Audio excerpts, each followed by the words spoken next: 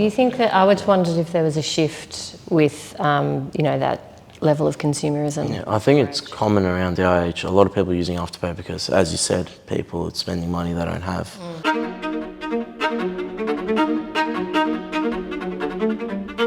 Hey everyone, welcome back to Roundtable 1 Minute Millionaire.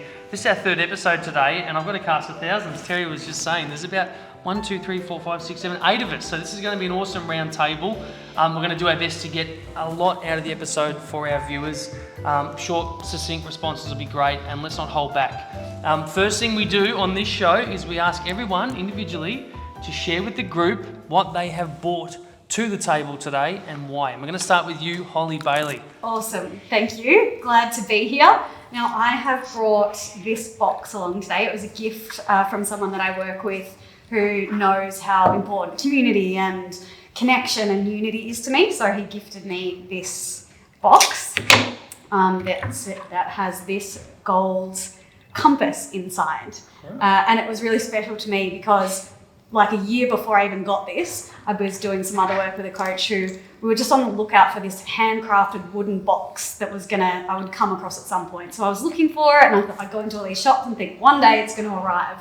And I never found it, and then I got this as a gift from someone, and it blew my mind because I thought, oh my gosh, this is the thing. So it's really special to me. I use it as like an anchor. Just remember you're on the right track. Beautiful, Holly. Founder of Play Like a Girl Australia. Thank you for being here. Thank you. My pleasure. All right, now, Alan, I'm going to try and say your last name right, but correct me if I'm wrong. Alan Turkoglu?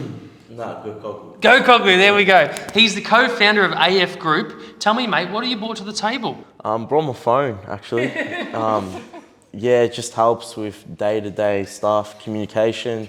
Because instead of, back in the day, everyone had to write letters, take a couple business days to get a response. But now you just send a message, make a call, and it's just quick. It helps with life, especially we live life in the fast lane, so it just really helps day-to-day activities. Alan, what's the longest you've gone without your phone? Probably 5 minutes. Okay, Yeah. That's not too long. Yeah.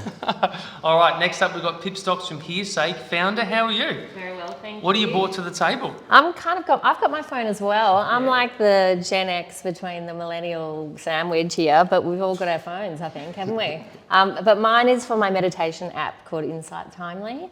I do a lot of meditation, particularly over the last couple of years, and really just to anchor myself, and a lot of stuff around belief, and it's female founder. You don't see a lot of other female founders in the world, so it's really great to just kind of keep on that path of belief. Love it, awesome. Next up, the other co-founder of AF Group. Correct me if I'm wrong, Fotios Tzouklis. Tzouklis. Tzouklis. Tell me, mate, what have you brought to the table? I brought my phone as well, but But I left it in the car. but Alan, we had the same idea when we got in the car. He's like, how'd you think of that? And I'm like, how'd you think of that? But I've got an iPhone and he's got an Android, so it's a little bit different. Mine's better. Nice, very nice. Original, I like that. Yeah. All right, so author, founder, investor, mentor, advisor, and all-round great guy from Reventon, Chris Christophe. How are you? I'm good. Mate, what have you brought to the table? I've got a couple of things. Oh, here we go. Something you prepared earlier, I eh? bought this, which I hold in my office, which is a photo of my first office, which I started from my parents' house, which I look at every single day, opposite. I started with a vision and a dream and a debt of 348,000 to where we are today. Love it. How'd you get Jeff Bezos in that shot? Yeah. And this here, which is very, very symbolic, my wife actually recently bought it for me. It's 350 BC. It's a bull. So my logo is a bull, which symbolizes financial optimism, growth, abundance. Now this has been a bit battered, but like my business, it's going to stand the test of time. So this has been, almost 2,500 years. I've only been 17, but I will have one horn off, because I've only got one now, and I will last 2,500 years, so there you go. Now, if you were on Antiques Roadshow, what do you reckon you'd get for it? You know what, I asked my wife, she wouldn't tell me, because she goes, I'm not going to tell you, so I Googled it. No, I'm only joking, I didn't. I'll tell you later, I'll put it in the comments below. I love it, excellent. Perfect enough. There he is anyway, but he's there standing, he's still alright, there you go. That's what I bought. I love it. Now, founder of Women in Wealth, Billy Christophe, how are you? I'm good, thank you. Thanks for having me. Apart from bringing your amazing husband to the table, what else did you bring? Well, he bought me, but yeah, I bought this selenite disc with my logo for Women in Wealth on it. So we are a wealth creation company for women that really talks about financial independence and the importance of investing for women. So that's my logo there, which is inspired by the flower of life. And yeah, it's really about creating the life that you want to live. Awesome. All right, and finally, co-founder at Torch Productions, but also one of the world's game-changing water startups, Botanical Water Technologies. Terry Paul, how are you? Well said. What did you bring to the table? Well, I'm still old school, so I've got a car phone. They wouldn't let me drive my car up here into the lift, so I didn't. The thing that I wanted to bring, it was an interesting question actually when I got asked to bring something along, is we have, as part of our family office, a special pen which we take to when we ink a big deal. We take this particular pen which sort of breaks the ice. Why? Because the pen's actually got this giant rose on the end of it.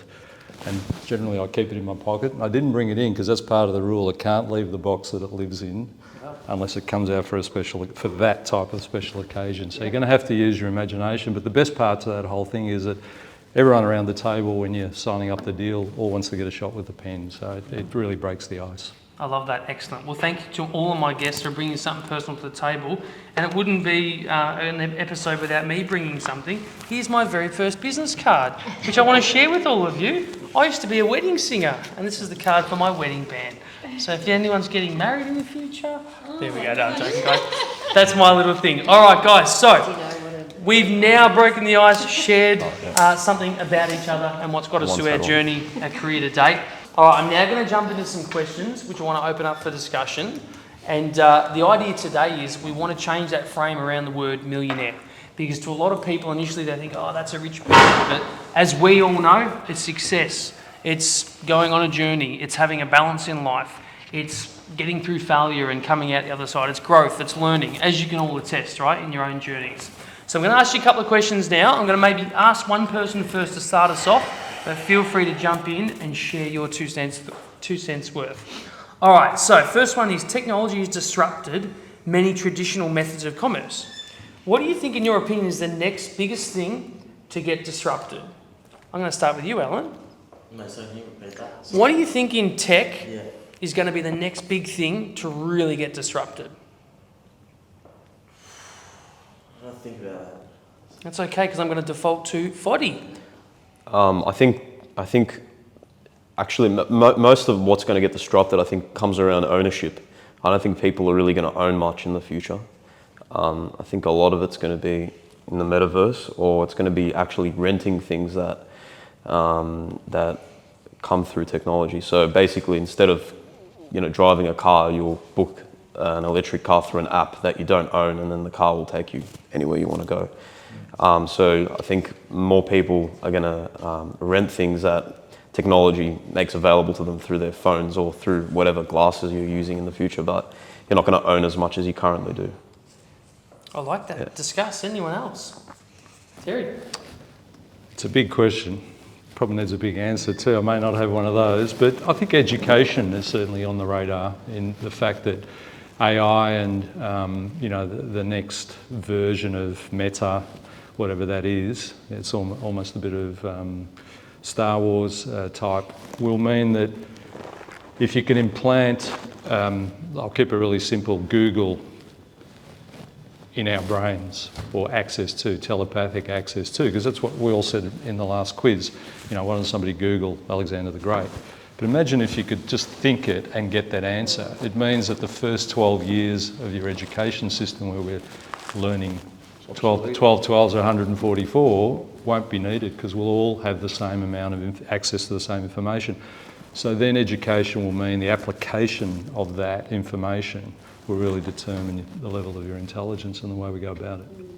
I like the idea. I like the idea of that, of AI, or there being predictions around what we need to learn and having that be in front of us. I like the idea of that being something, the way that we learn, just getting a read on what's going on for us, what we want to achieve, and then that just like social media and stuff. Now we get delivered certain pieces of information, but if it could be based on what's going to really support us and educate us, that would be super valuable. But I think like in all even technology, it's like unless we can implement that information correctly, there's so much noise now with social media or any technology. The ones that can cut through that noise and actually implement that information in an effective way will be the next leader of entrepreneur in the future, in my opinion, because if we're all going to have access to Google in our head, what's going to differentiate a real successful entrepreneur? One that just procrastinates all day. It's like implementation of that information too. We already kind of have that. Like, you've already, like your phone, like I'm talking about in the car, your phone's already part of you. Like, you already have access to all the information in the world, and it's just rather than getting it instantly, you get it within 5 to 10 seconds. So a lot of what we're taught in school is kind of redundant as it is.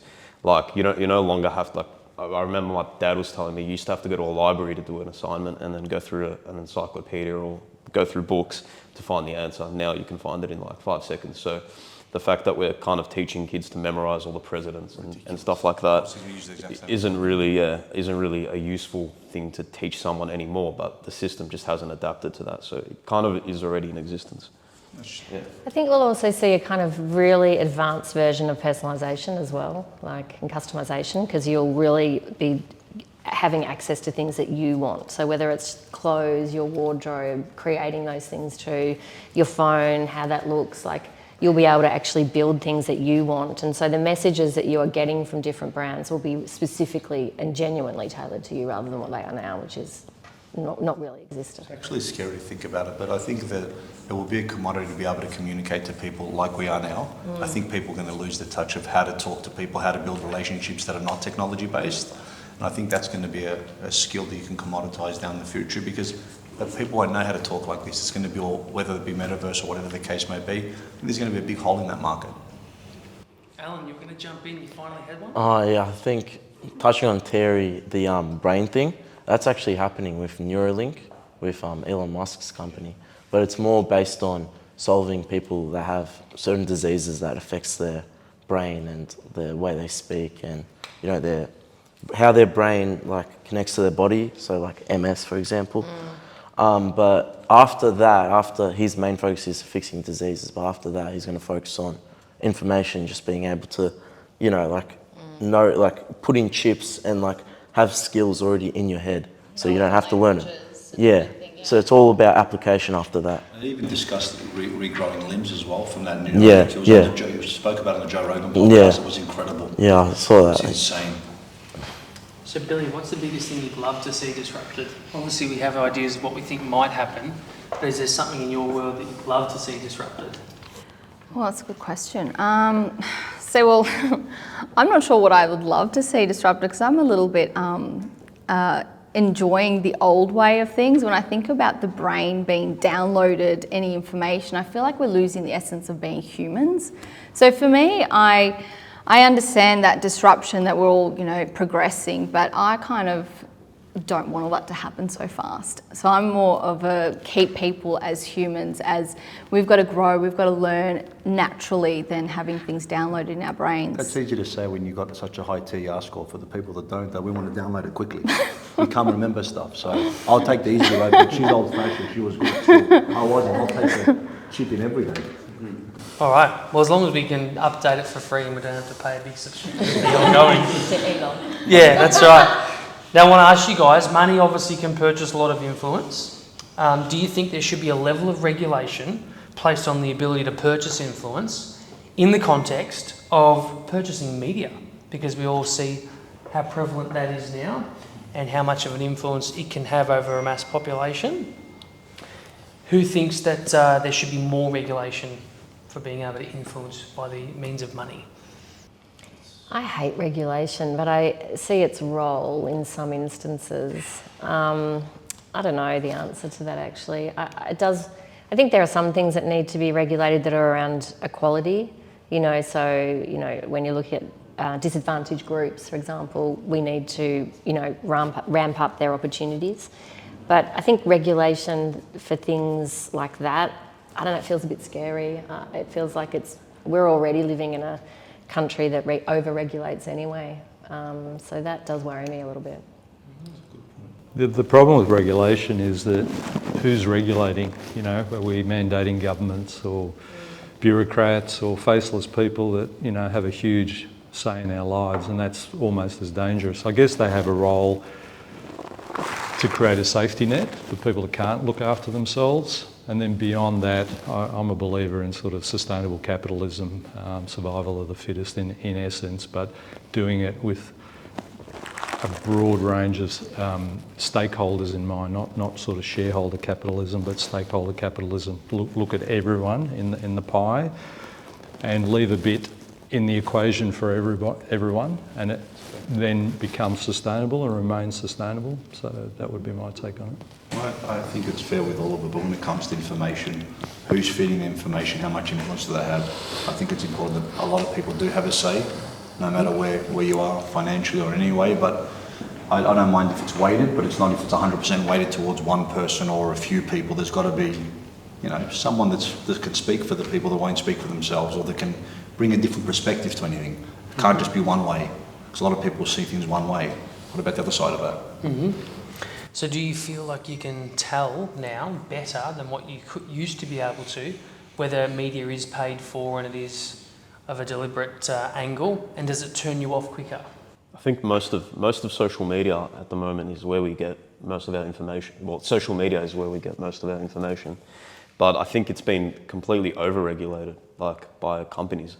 So I'm actually a fan of what Elon Musk is planning on doing, which is allowing more free speech, and I saw that especially during the pandemic. Anyone who was vocal against lockdowns or against a lot of the policies from our leaders was pretty much being shut down or had their profiles suspended or their reach limited. So I think what we actually need are laws governing more freedom of speech on social media, where social media companies can't make algorithmic changes that favour certain political opinions. I think there should be a law that doesn't allow them to do that. And I think that's the only regulation that we really need. Well, hoping that Elon Musk keeps to his word and does that, because that's important. And that's why he bought him. I think it is one of the most important things right now, because I agree with everything you said, and I hope him buying Twitter allows exactly why he intended to buy it. So I think it's very powerful. Not switching people's accounts off, and it's very skewed. The media wants you to say this, their influence towards this, because people follow people. It's people follow the masses, and look at all the hysteria that they brought in due to COVID and stuff like that. It was a very one agenda. It was only one. It didn't even close everyone out. Look what they did with Joe Rogan. Everything's the same. I think it's important you look at both sides. And professionals were silenced as well. But a lot of people with influence, they just cut them off or silence them. That's why I hope Elon sticks to his word, and I hope he does, because that'll be fantastic. That's also dangerous, relying on Elon. I mean, he's an interesting individual. Some good, some bad. Can be a nutter on some days, and off the chain, and other days he tucks in and plays nice. But maybe the way to solve that, the media conundrum, is to decentralise it, because everyone's looking. You're seeing it with Gen Zs, looking for authenticity. And local has become back in fashion. Small groups, not mass media, mass anything, not mass following, not mass likes. Being connected in a small community with it, you almost know the people that you're connected, because people don't trust what is out there. If they know you and you create a little village of people, and you're sharing and communicating and supporting and all the things that we do, why do we use social media? I think that's the way to overcome, to create sort of that trust and authenticity, by going small. We're even seeing it with the pandemic in our supply chains, around food, which is an industry that I'm involved in, that we used to always think big, and we want to eat strawberries at any time of the year and mangoes at a different time and all these exotic stuff that gets shipped across the world, and it was really easy to do. Then a pandemic shuts that down and creates layers of cost. And all of a sudden, we should be eating locally. We should be eating tomatoes in tomato season and consuming goods and services locally. Well, our social media and our media should also be consumed the same way. Smaller, more personal, trusted and authentic. So that's my take. It's just as dangerous if Elon falls over and hits his head. He could do anything, and why am I trusting this individual? I don't even know the man. That's dangerous. Like, he's still regulated. But by the way, my take on Twitter is it's full of twits, and they're all anonymous, right? They all hide behind their little badges, and Skype and snarl and bite and hiss, and not good. It's definitely a different culture. But you definitely need governance. You can't run a company without proper governance, and therefore that is part, and then that governance then relates to the community within that brand as well. So I'm not mad about regulation, but I think governance is very important. I think people are making a big deal of the Twitter purchase, Elon Musk's Twitter purchase, but people tend to forget Mark Zuckerberg has owned Facebook, Instagram, also WhatsApp for over a decade, and he's been selling data, and there's been no regulation on that. Like, he went to the US courts. What's that thing called when you sit in front of all the people? What's it called? You know, when all those like 40 people sit and they ask you questions? Yeah, he did that. He got away with it. He got some fine, but he's been controlling social media. He could have pushed whatever agenda he wants whenever. He's got 51% voting rights, so he makes the final call in anything they do. So that's never been regulated, and now they're making a big deal of Elon, but they're making a big deal on Twitter, on Instagram and Facebook, and that's owned by Zuckerberg. It's a competitor, so yeah. But Elon's take on, we're getting a bit deep on Elon, but he's doing a data scrape. That's a play about data. Twitter's one of the originators of that whole way of communicating. There's a shitload of data in there, and he wants ownership of that data to be able to data scrape and do something with it. He's not doing you any favours. He wants to control the world. He wants to control Mars and everything else. He was a first mover in a lot of areas, and a disruptor. But is he an enabler?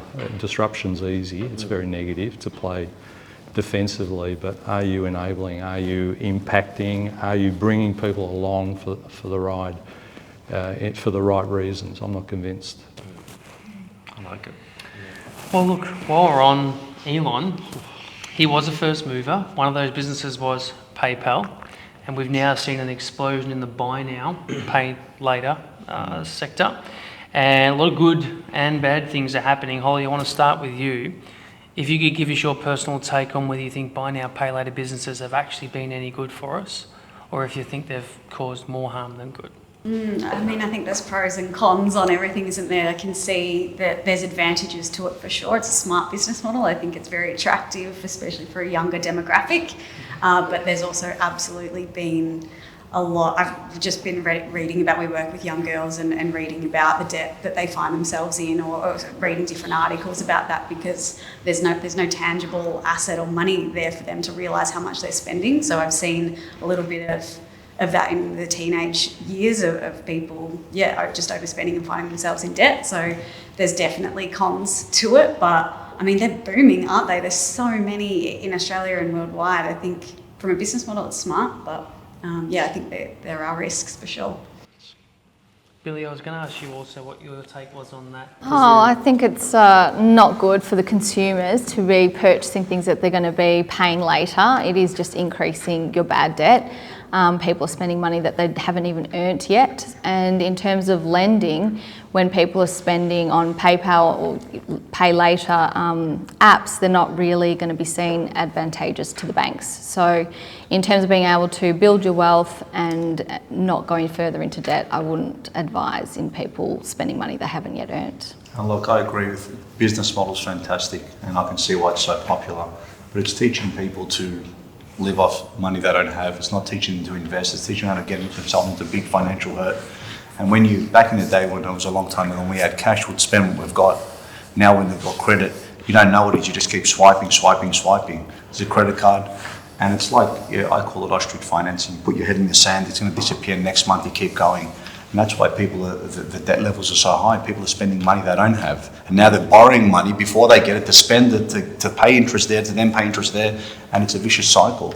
So I do think financial literacy is very, very important when it comes to this topic. I'm very passionate about it because that's actually what I do.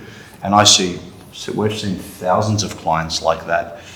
And I'm not saying there's not a position for it, but unless you understand exactly what you're spending. Now, if you're spending the money to buy a business or to invest and to make more money, I see that. But the people that we see, or I'll even challenge, I'll say, very small percentage of people actually do it for that reason. They're doing it for consumerism, for materialistic stuff, or for things that are all over the media. Hey, buy this nice, and I'm guilty of that. I'm not going to tell you that I'm not. Clearly I am, as you can see. But I also want to invest first, but I understand that principle as well. I go in there knowing that I'm going to buy this purchase. It's crazy, it's silly. We're both going to buy it together. and it's going to hold us a little bit more back here. But most people don't have all that knowledge to be able to see it for what it is. $1,000 here is costing me $5,000 here because I'm spending it, I'm not investing it.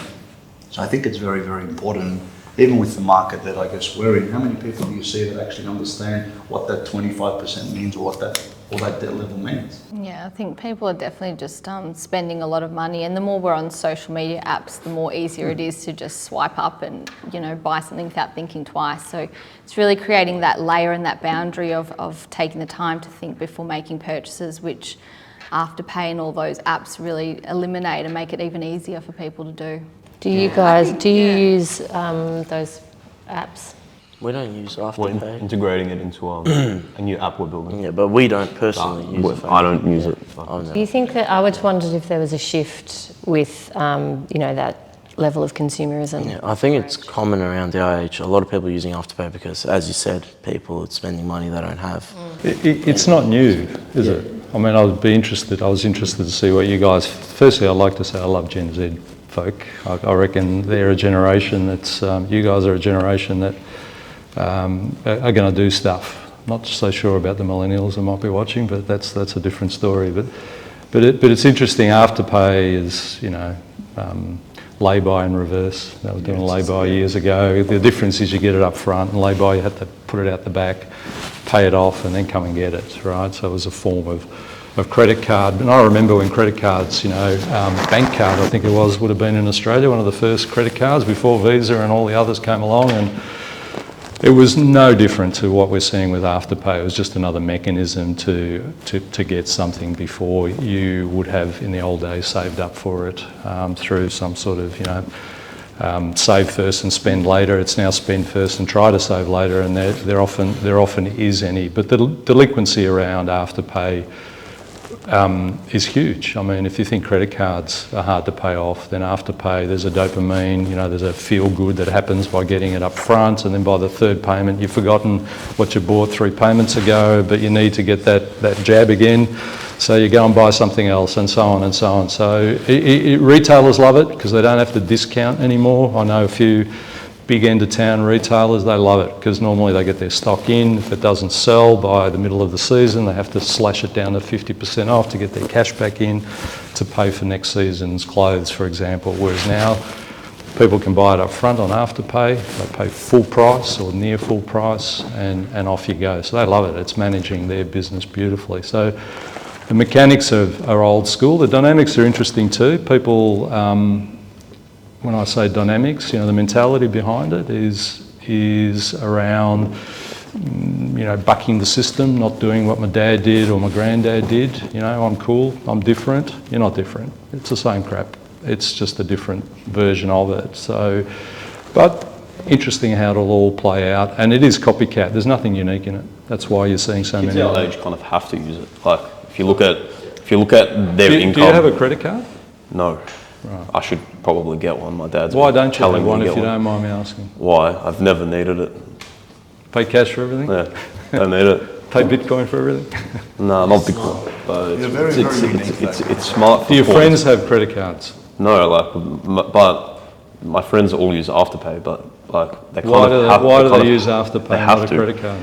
Well, they have to. Well, they wouldn't. I don't think most of them would qualify for a credit card. And if you look at their income relative to costs of living for someone in university or most people my age, like it's hard for them to even afford entry to nightclubs. Like how many cards do we see decline on the back just for a 12? So the system is loading up people that can't afford entry to a nightclub with debt. It's effectively another debt. It's another debt instrument. It's actually creating more issues. So you look at, you got a HEX debt, you got Afterpay, you got debt upon debt, no financial literacy on how to pay this back. You've now become 25, 30, going into the workforce with a ton of HEX debt, with a ton of this, with no financial education. You get to 40, 45, you're skinned, you're broke, you can't buy a house. They're not teaching people how to actually use that money in an effective way. So if you had the knowledge around getting that money, investing in that, you're very unique, because I can tell you not many people don't have credit cards or don't use it. That's why it's in the 1 Minute Millionaire. But you're very unique in that sense. A lot of people don't understand money. They've got credit cards. They use Afterpay, so let's go one step further. Let's go Afterpay, then let's use our credit card, then let's get a hex step, and then let's go to work. Pay too, you know, where you can actually get paid before your paycheck comes. It's just, but when you start and you don't know anything about it, what's going to happen? It's going to compound. And like you said, the dopamine, you know, hey, I look really good in this jacket, I'm going to buy another one. How about both colours? And you just keep going. Which we see it very, very, very often, especially with what we do. That's why 95% of Australians are going to retire broke. Because they don't have that money. They won't retire. Yeah. I think it just comes back to that financial literacy piece. We're never taught it in school. So, of course, people are going to find themselves in debt and have no idea to get out of it and not even realise until they're in it and either learn the hard way or just never learn and struggle their whole lives because we're not taught. So, like you said, it's not new. It's just dressed up in something totally different. We're just... So call Reventon or Women in Wealth and we can help you with this. So Pip, I want to ask you, and I'm interested to hear what the group thinks also. Afterpay created some of our most recent newly minted billionaire entrepreneurs. If you could have had that business and started it and been in their shoes, would you have still done it? That's a difficult question to answer, I suppose, when you're...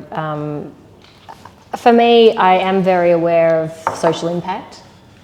So I make a decision about the businesses that I want to be involved in based on that.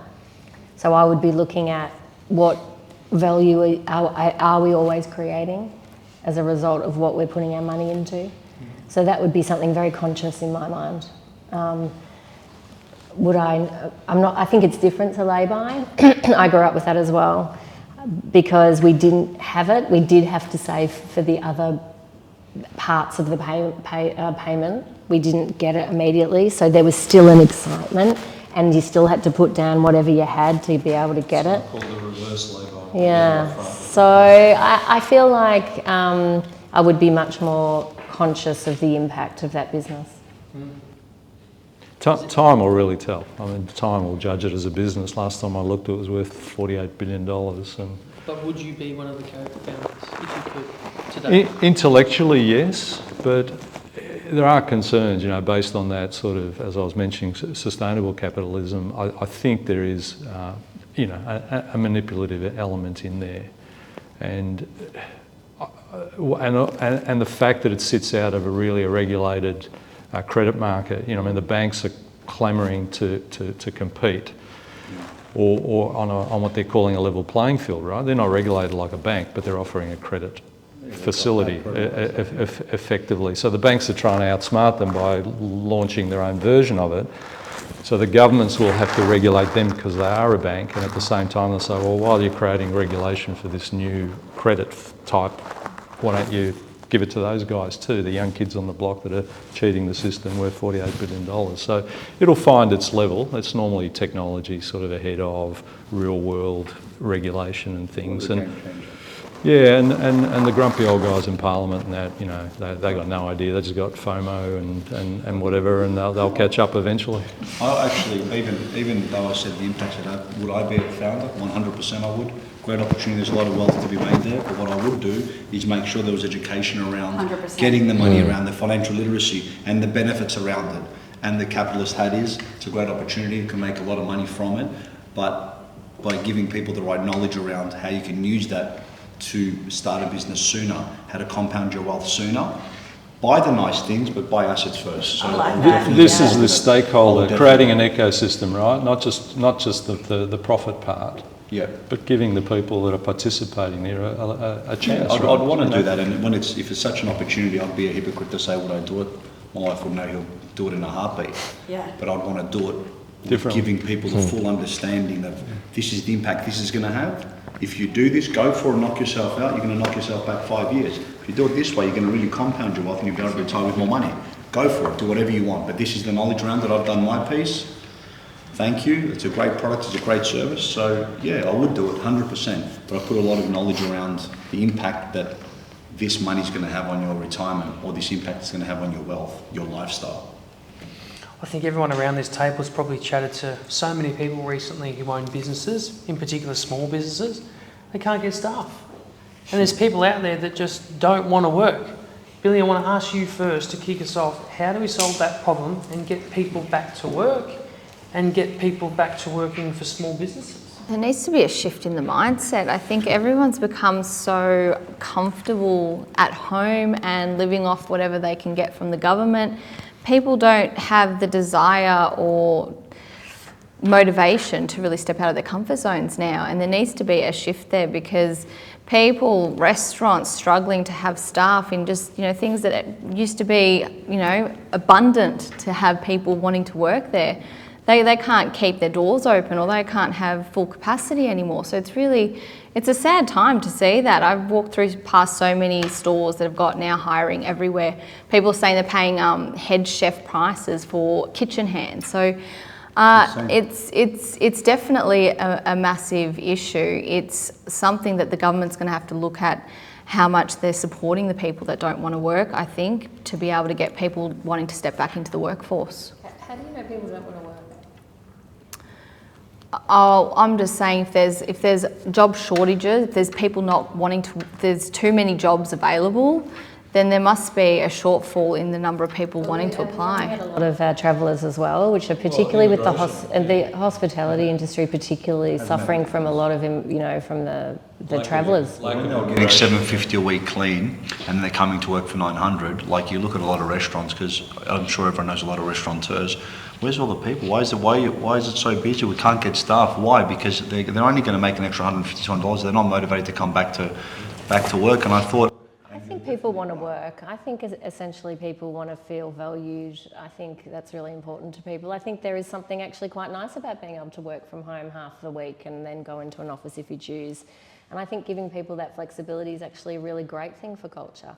I do think you need to be in the office together at some stage, because it's great for, team building and collaborating, but allowing people to have flexibility around work, I think is an absolute dream for our business. I think it's changed though. So since we've come back to COVID, we've done a 3-2 day, 3 days at the office, 2 days work from home. But as long as they're set days, we were about to get a bigger office before COVID, so that actually allowed us to keep our current office, and our team's about 75, and now we've created a hybrid environment, which they're very, very happy with. What's happening at your place?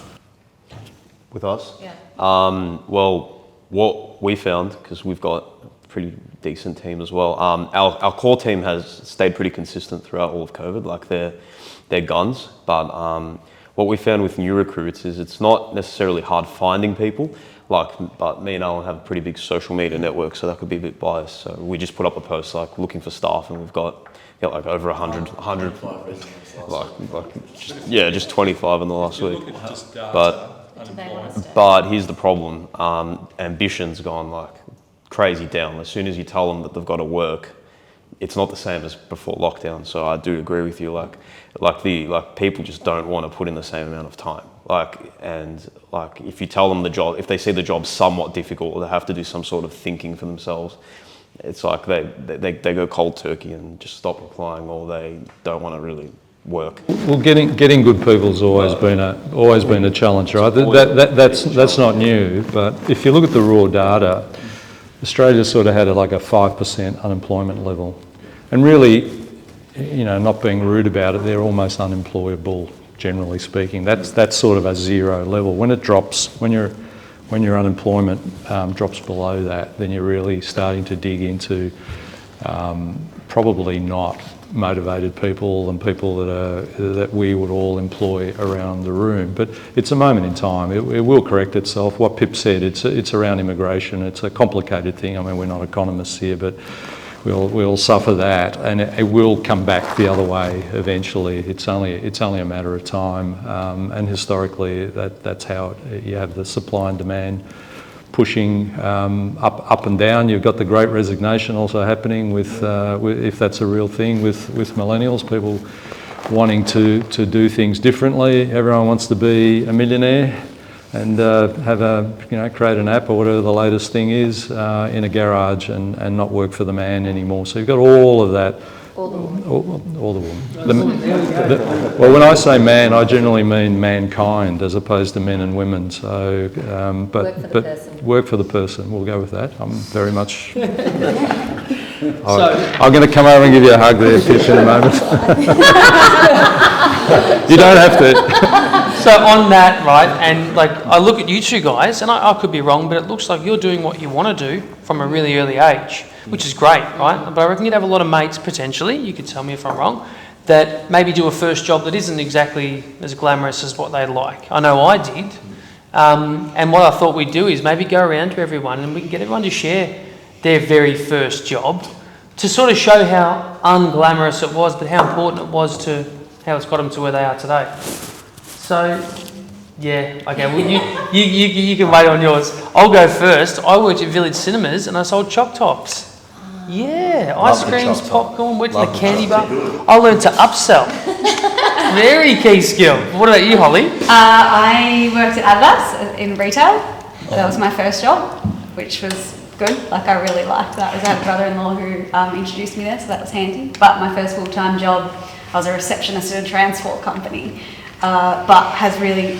I reflect on that really fondly now because there was a lot more men there than women, and I had to find my way and learn things there and find myself and like how I wanted to operate, not just how the men did, how I wanted to. So that's been a really important part of my story.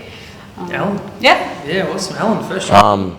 Same as now, like it hasn't changed, always been tech and doing my own thing. Me and Fortius partnered up when we were 16, 17.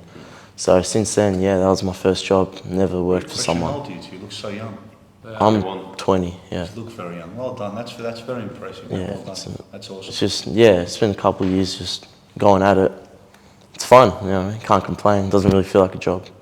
Love hearing that, mate. I don't hear that enough. My uni job was at Shoebiz, which I don't even think exists anymore, actually. It's like, you know, it was kind of trendy shoes at the time. My first real job was in London as an editorial assistant for Computing magazine. It was ahead of its day, actually. It was big. Is that magazine still around? No, I don't think so. It was IBM and big mainframes, from what I remember, actually. I probably should have taken more notice now that I've got a tech business, but anyway. Foddy? Yeah, I've never worked a job. Came close once because I got scammed when I was 14 by PayPal, actually. Because I was selling these like... To sponsor PayPal, sorry about the PayPal. I was selling these digital gaming codes on eBay, and I had a pretty successful business going on at like 14. And what ended up happening is I got scammed by one guy who bought like hundreds of codes off me, and then I went and bought the codes, and then he charged back on all of them. So he filed a dispute through PayPal, and back then PayPal had a policy where they don't protect digital goods if you're a seller. So there's no seller protection for digital items.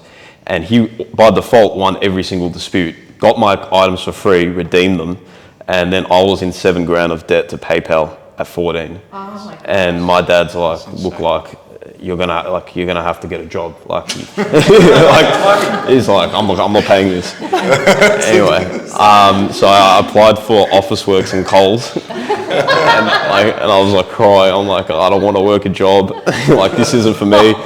And then basically I went back and forth with PayPal, and I actually found some clauses in their terms and stuff that said that they didn't protect me. Because I'm like, well, why'd you let one guy do this to me? Like, you should have still protected me. Were you 14 and you did all that? Yeah, I was going back and forth with them for like a month. Anyway, I got it down to I ended up getting it down to $2 grand. And then just as Officeworks Coles called me in for an interview, I started building apps. I was like building apps in the meantime. And I sold my first app that week, didn't go into the interview, sold Trump Dash for like $7.55 US. And I'm like, I just got to sell one more app. So I ended up selling one more app, paid PayPal back, and then started an app flipping business and sold 100 apps. And never worked a job. Yeah. Awesome. So Research at 14. Wow, that's impressive. I was 10 selling scratch tickets in Cyprus, little lottery tickets. My uncle would give me 32 on consignment. I had to pay him for 32 was my profit.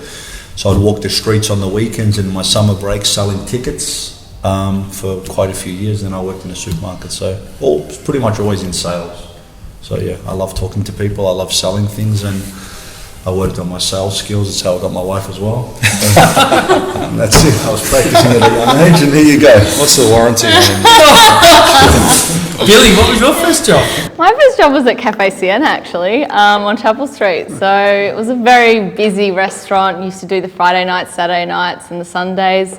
So it was good to really teach me how to think quick on my feet, scan the rooms, make sure everyone's, looked after. So that kind of taught me how to be really fast, which is good. Good skill. Terry, Well, first job. there you go. Technical, I'm still scarred by it because I think everyone's sort of done waitering, but I actually applied at McDonald's. I remember when they first opened and failed. They didn't hire me. Right, I failed the interview at McDonald's. But I think the bit that got me was when the guy said, "Well, what job do you want here?" And I said, "I want your job." He was the manager, so that's probably why he didn't hire me. But seriously, flipping burgers at Greasy Morrie's. So I went up the road to the competitor and was flipping burgers there. I guess my first real job is my last job, which I've always worked for myself. How many years later now? 40 years later, nearly. Very cool. All right, guys, well, we're out of time. That was Roundtable 1 Minute Millionaire. Thank you to our amazing guests. You've all been awesome and can't wait to do it all again. Like and subscribe, guys. It's a great idea. See you guys. Well done, guys. Great effort. Thank you.